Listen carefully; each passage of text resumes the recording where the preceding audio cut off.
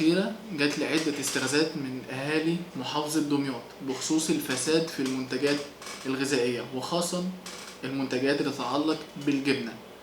طبعا رحت لمحافظة دمياط هناك واتكلمت مع الأسر وشفت الفساد بعيني، ومنها شركة قوية جدا ولها عائدات على مستوى مصر لا أحد يتخيله، شركة بال ايجيبت، واللي بتنتج جبنة لافاش كريم.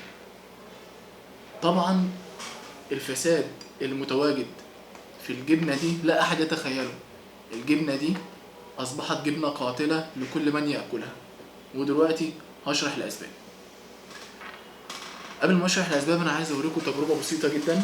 كأي مستهلك بيروح يشتري الجبنة بيحب يروح يشوف تاريخ الصلاحية الخاصة للجبنة. لو حضراتكم تكرموا وتركزوا شوفوا تاريخ الاكسباير الخاص بالجبنة، هنلاقي ان الاكسباير الخاص بالجبنة دي 8/2/2016، يعني لسه في بداية السنة الجديدة. من المفترض ان العلبة دي يكون منتجها منتج صالح للاستخدام او لأي حد يقدر ياكل. ادي علبة المثلثات دي، مثلث كان مفتوح. اتفضلوا شوفوا الفساد في هذا المنتج وصل لدرجة ايه. دي اول نقطة. نفتح مثلث تاني قدام حضراتكم.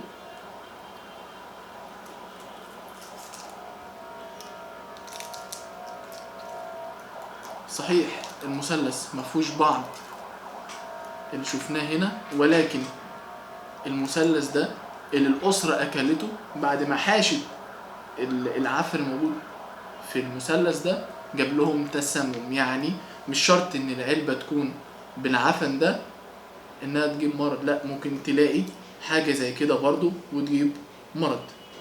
نفتح مثلث الثالث.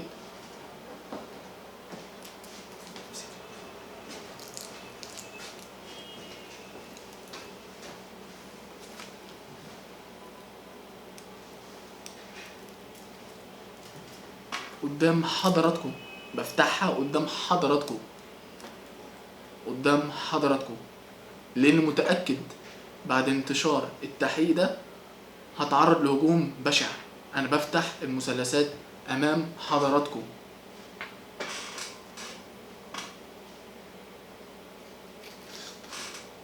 شركة لافاش كريم، اجعل موتك في اكلك.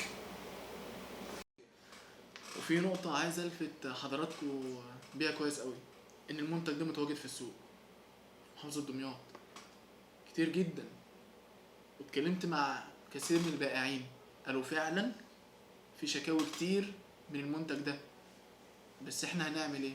بنبيعه. تخيل بتبيع منتج وانت عارف انك هتموت. رسالة بسيطة جدا لمعالي الوزير كمهنة صحفية، حضرتك لو شايف ان الكلام ده صح يا ريت يكون لك خطوة. وعلى المستوى الإنساني حرام ان الشعب يموت بالطريقة دي.